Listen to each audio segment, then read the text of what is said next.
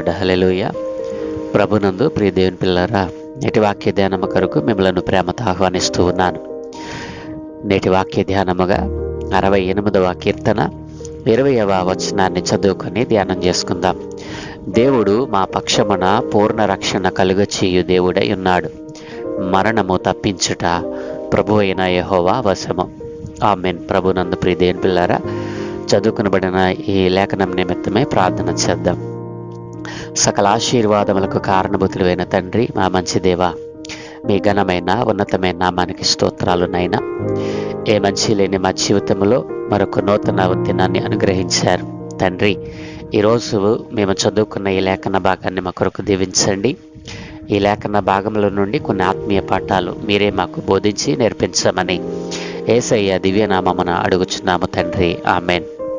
ప్రభునందు ప్రియ దేవుని పిల్లారా, చదువుకున్న ఈ వచన భాగంలో మనం చూస్తే, దేవుడు మా పక్షమున పూర్ణ రక్షణ కలుగచేయు దేవుడై ఉన్నాడు. దేవుడు మా పక్షమున ఉండే దేవుడు. ఆయన మరణమును తప్పించుట ఆయన వశము. మరణము తప్పించుట ఆయన వశము. ప్రియదేవుని పిల్లరా, దేవుడు తన ప్రజలైన వారిని, తన పిల్లలైన వారిని తాను అనుకున్న రీతిలో నడిపించాలని ఇష్టపడతాడు. ఆయన ప్రతిదినము తన పిల్లలైన వారు ఎలా నడవాలో, ఎలా జీవించాలో, ఏ మార్గములో వారు సురక్షితంగా ఉండగలుగుతారో, ఏ మార్గములో వారు వెళితే వారికి మరి ఏ ప్రమాదము రాదో దానిని క్లియర్గా తెలియచేస్తూ ఉన్నాడు దేవుడు. దేవుడు తన పిల్లలైన వారి పక్షమున మరి రక్షణ కలుగు చేసేటువంటి వాడై ఉన్నాడు. నేటి దినాన క్రైస్తవ సమాజము మొదలుకొని ఈ భూమి మీద జీవించుచున్నటువంటి మానవ జాతి మొత్తము కూడా ఆ సర్వాధికారి అయిన దేవుణ్ణి, రక్షణ కలుగజేసే దేవుణ్ణి, పూర్ణ రక్షణ కలుగజేస్తాడండి. రక్షణ అంటే మామూలు రక్షణ కాదది, అది పూర్ణమైన రక్షణ. దేవుడు మా పక్షమున పూర్ణ రక్షణ కలుగజేసేటువంటి వాడై ఉన్నాడు.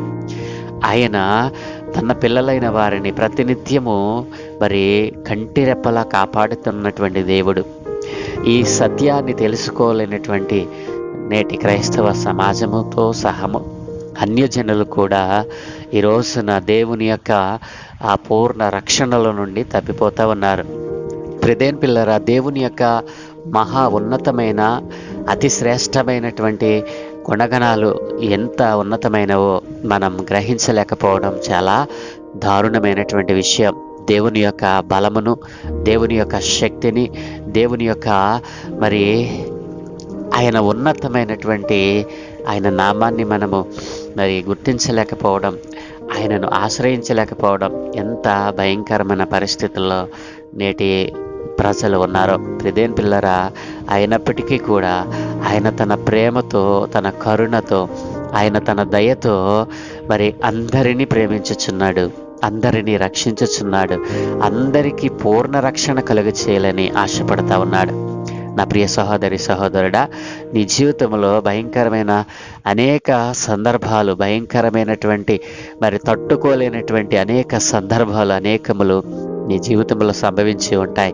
నా ప్రియ సహోదరి, నీ జీవితంలో నేను ఇక కోలుకోలేను, నన్ను ఎవరు కాపాడలేరు, నేను ఈ ఉపద్రవంలో చిక్కుబడిపోయి ఉన్నాను, ఈ నష్టములో, ఈ కష్టములో, ఈ రోగంతో నేను బంధింపబడి ఉన్నానని అనేక మార్లు నీవు బాధపడి ఉండవచ్చు, ఏడ్చి ఉండవచ్చు. నా ఏడుపును ఎవరు చూడలేదని, నా యొక్క దీనస్థితిని ఎవరు చూడలేదని నీవు అనుకున్నావు. కానీ పూర్ణ రక్షణ కలుగచేసే దేవుడు నీకున్నాడని, ఆయన నీ ఏడ్పును, నీ రోదనను, నీ దీనస్థితిని ఆయన చూశాడని నీవు గ్రహించలేదు. ఇప్పుడు దేని పిల్లారా, ఏ ఒక్కరైనా సరే ఆయన మొరపెడితే ఆయన మాట వినేటువంటి దేవుడు. ఆయన తన కనురెప్పల చేత మనలందరినీ చూస్తున్న దేవుడు. ఒక్క క్షణము కూడా ఆయన నిద్రించటం అనేది చేయకుండా తన కన్నులు చాచి తన కన్నులతో మనలను చూస్తున్న దేవుడు. అలాంటి దేవుడు ఎలాంటి వాడు తెలుసా? మరణకరమైనటువంటి పరిస్థితుల్లోనికి వెళ్ళినా ఆయన నిన్ను తప్పించేటువంటి దేవుడు. మరణము నీ ఎదుట నిన్ను ఆవరించి ఉన్న దాని నుండి తప్పించగలగడానికి మరి అధికారం కలిగినటువంటి దేవుడు, గొప్ప దేవుడు, నీవు నేను ఆరాధిస్తున్న దేవుడు. నా ప్రియ సహోదరి సహోదరుడా, దేవుని ఉన్నతమైన నామాన్ని ఎరిగినటువంటి వారి మాటలు వింటూ ఉన్నారా? అయితే మీకు ఒక సత్యమును తెలియచేస్తా ఉన్నాను. నీవు దేవుని నామాన్ని ఎరగకపోయినా ఈ క్షణము వరకు సజీవ లెక్కలో ఉన్నావంటే నేను ప్రకటిస్తున్న నజరేయుడైన యేసుక్రీస్తు ప్రభుల వారి యొక్క ఉచితమైన కృపయే. నీవు మారతావని, నీ జీవితంలో ఆ దేవుని యొక్క గుణలక్షణాలను పొందుకుంటావని, నీకు పూర్ణ రక్షణ కలుగ చేయాలనే దేవుడు నిన్ను ఇంతకాలము సజీవ లెక్కలో ఉంచాడు. ఇప్పుడైనను సజీవుడైన దేవుణ్ణి, నిజమైన దేవుని నీవు ఎరగాలని, ఆయన సర్వశక్తి కలిగిన దేవుడని, ఆయన సర్వ సృష్టిని నడిపిస్తూ ఉన్నాడని నీవు నమ్మగలిగితే మరణకరమైన పరిస్థితులైనా సరే దేవుడు నిన్ను తప్పిస్తాడు. నా ప్రియ సహోదరి సహోదరుడా, నీవు క్రీస్తును నమ్మిన కూడా ఆయనపై ఆధారపడటం లేదు, ఆయన సర్వశక్తిని నీవు ఆశ్రయించటం లేదు.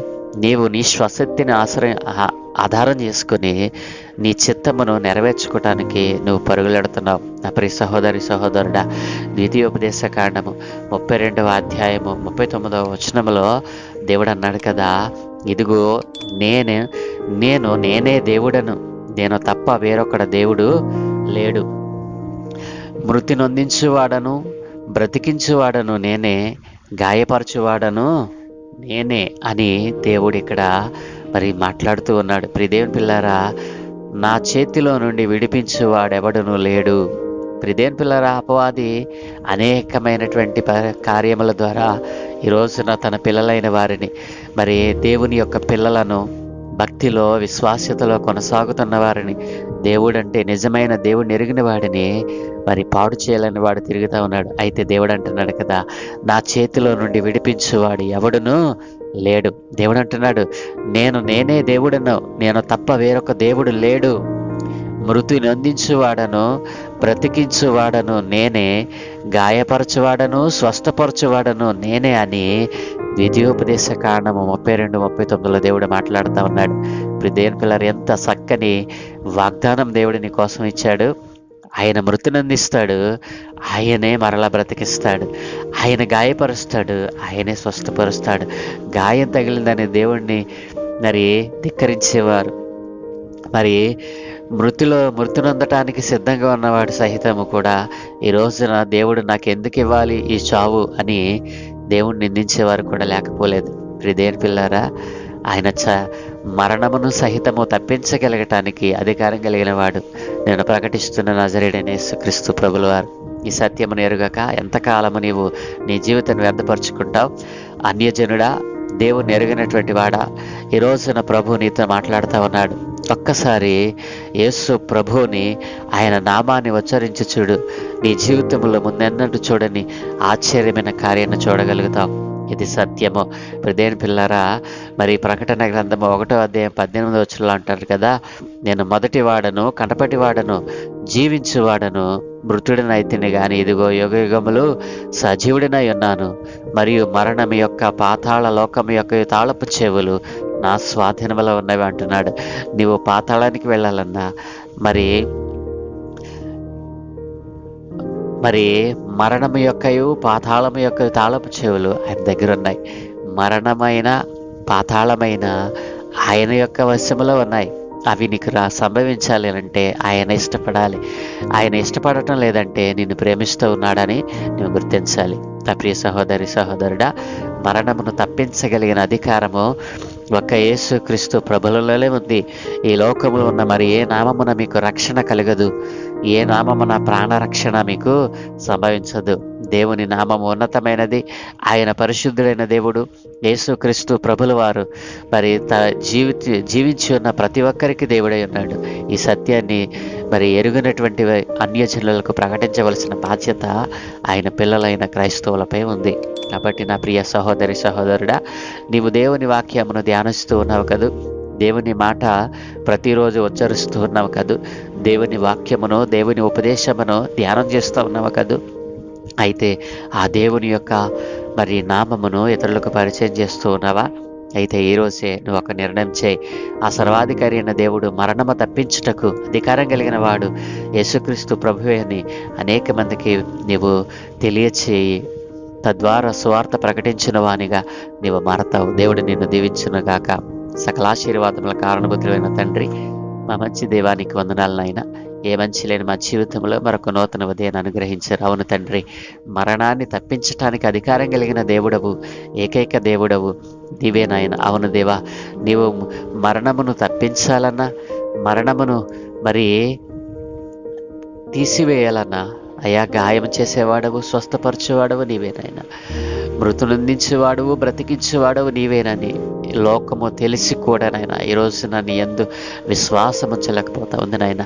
ఇదిగో నీ బిడ్డలైన వారు కూడా నాయన సత్యాన్ని తెలిసి కూడా అయా లోకముతో స్నేహం చేస్తూ సత్యాన్ని మర్చిపోయిన వారిగా ఉన్నారు నాయన. నీ సత్య వాక్కును ఇతరులకు ప్రకటించాలని ఆశ నాయన ఏ ఒక్కరిలో కనిపించడం లేదు నాయన. ఇదిగో తండ్రి, ఎవరు ఏదో అంటారని, ఎవరు ఏదో చేస్తారని భయముతో ఈ రోజున సత్యాన్ని కప్పిపుచ్చాలని, సత్యాన్ని అంగీకరించని వారు కూడా, అంగీకరించిన వారు కూడా నాయన నీ సత్యాన్ని ప్రకటించలేకపోతా ఉన్నారు. దయతో ఈరోజు నీ మాటలు విన్న ప్రతి ఒక్కరూ నాయన, ఇదిగో ఎవరైతే నీ నామమును ఎరగలేదో విన్న నాయన, ఇదిగో నీ పిల్లలైన వారు ఎవరైతే ఉన్నారో నాయన, వారు నీ సత్య వాక్యాన్ని వారు అంగీకరించి నీవు సత్యవంతుడైన దేవుడవు, నీవే దేవుడవని, నీవు తప్ప వేరొక దేవుడు లేడని సత్యాన్ని ఈ రోజైనా జ్ఞానముతో వారు గ్రహించే భాగ్యం అనుగ్రహించమని, ఈ దినం మేము చేయ పనులన్నింటి మీద మీ కనుదృష్టి ఉంచి మీ దూతల కాపుతలు అనుగ్రహించి మీరే మహిమ పొందుకోమని యేసయ్య పరిశుద్ధ నామమున ప్రార్థించి వేడుకుంటూ ఉన్నాను తండ్రి. ఆమేన్, ఆమేన్, ఆమేన్.